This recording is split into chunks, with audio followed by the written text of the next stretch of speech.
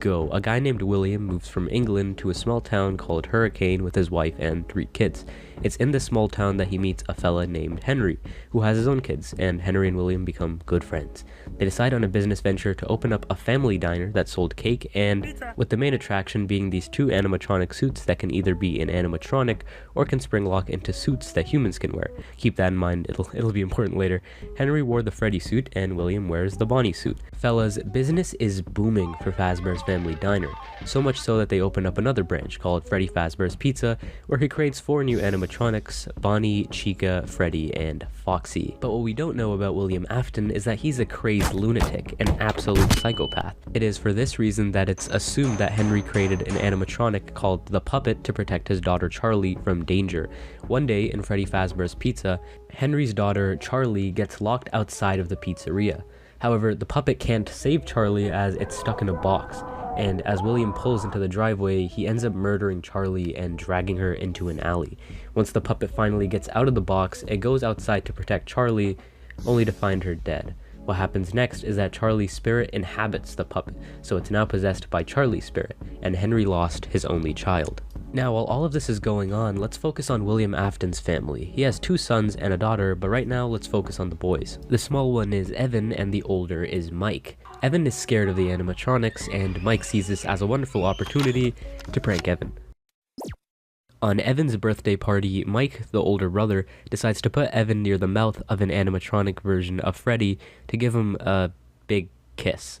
What happened instead is that the spring locks on the suit fail due to the moisture of the tears, which ends up causing the animatronic to bite down on William's kid like a Big Mac, killing him, thus marking the bite of 83. The death of his youngest son was enough to spiral William Afton's mind into even more chaos and psychotic behavior. He ends up luring 5 children into the safe room of Freddy Fazbear's Pizza dressed up as Spring Bonnie, from which he then kills them.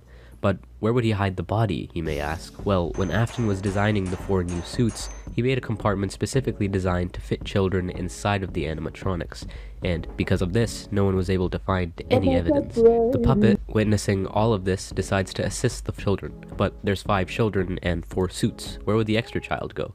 Well, the extra child was stuffed into the Golden Fredbear costume, so now we have 6 kids that have their souls stuck in animatronics. Shortly after, Afton ends up getting fired from his own company and the restaurant is closed down due to health violations. However, William Afton didn't stop there. After the closure of Freddy Fazbear's Pizza, he decides to make a new company called Afton Robotics and creates a new location specifically designed to murder children. But why, you may ask? Well, when Afton was murdering the 5 children, he discovered a way to become immortal, introducing Remnant.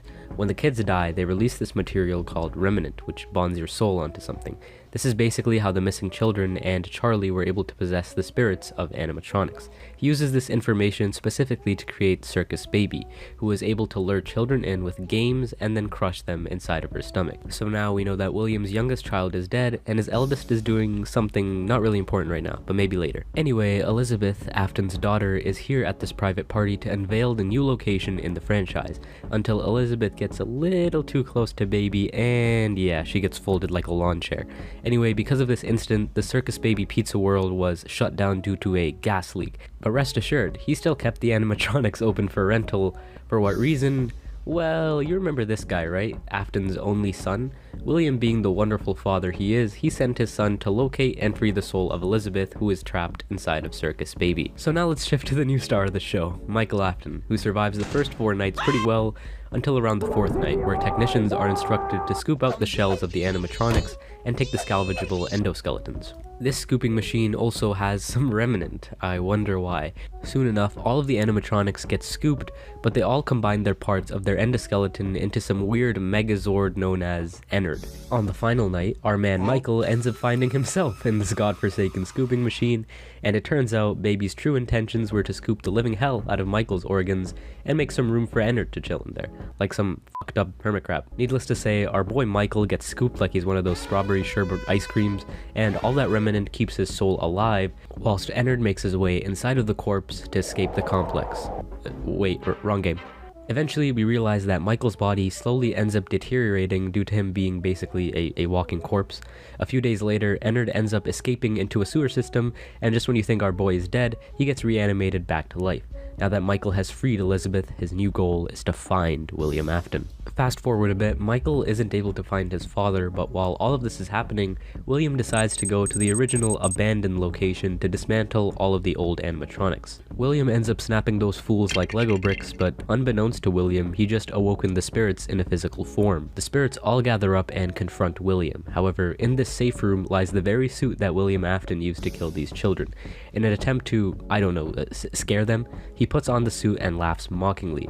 It was all fine and dandy until those spring locks on the suit got a little too loose, and yeah, William ended up getting crushed and mutilated, causing a very ironic death. His corpse just laid there for a while until some fools decided to reopen the Five Nights at Freddy's franchise as a horror attraction. They found the suit and thought, hey, this bloody animatronic suit seems to be perfect to put inside of a horror attraction for kids. When they do this, William decides to become alive again and stalks this area for a week. I say a week because after 1 week passed, the building was set on fire. The reason being unknown, but all that you need to know is that Springtrap, or William, is still alive despite the fire. It's possible it could have been Michael to set the fire in an attempt to try and kill William Afton, but we don't know. However, he didn't escape without significant damage, as now he has to repair himself a little bit. And do you remember Ennard, who escaped through the sewer? Well, Baby was ejected from this and ends up having to piece herself together into Scrap Baby, while the rest of Ennard dons a Freddy mask to become Molten Freddy. We've discussed a lot of characters this video, but there's one that I haven't talked about in too much detail. That would be Henry, William Afton's friend, whose daughter became the puppet. In all of this grief, Henry steps in to finally devise a plan to end it all. He opens up a new pizzeria under the Freddy's franchise to gain the attention of the roaming animatronics, including Michael Afton, who still wants to find William Afton. Mike ends up getting the security job, and remember, he still looks like his father here. Henry creates an animatronic to capture his daughter.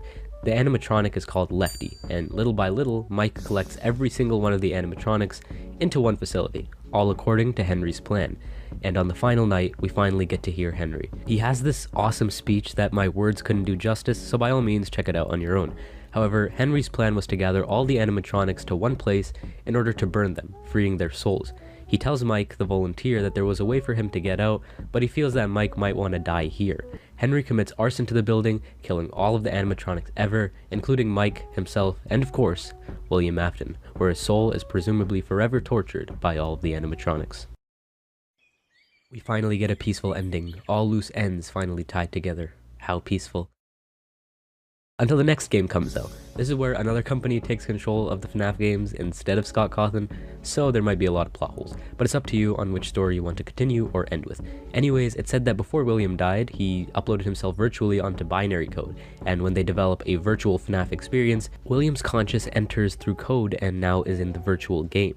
He's able to use his power to slowly take over people's bodies.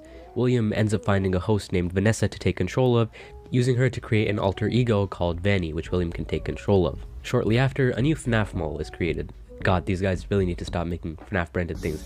And go figure, in this mall, 9 children are missing. Our main cast is the glam rock series of Chica, Freddy, Roxy, and this alligator who apparently jumped the living hell out of Bonnie and killed him.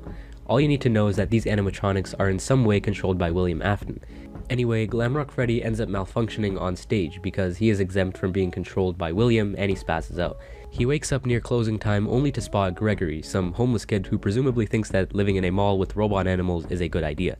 Now, some people assume that Gregory is an animatronic because how his vision glitches when he sees Vanny. Freddy and Gregory work together and basically end up stealing parts of animatronics to make Freddy stronger.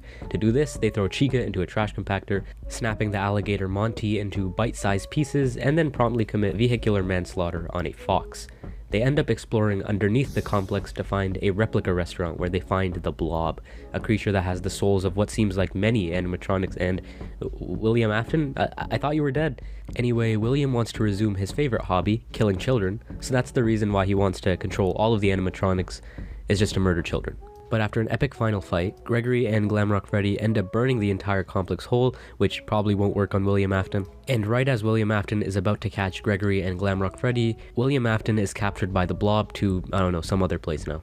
As you know it, the complex ends up getting shut down, and that's the ending.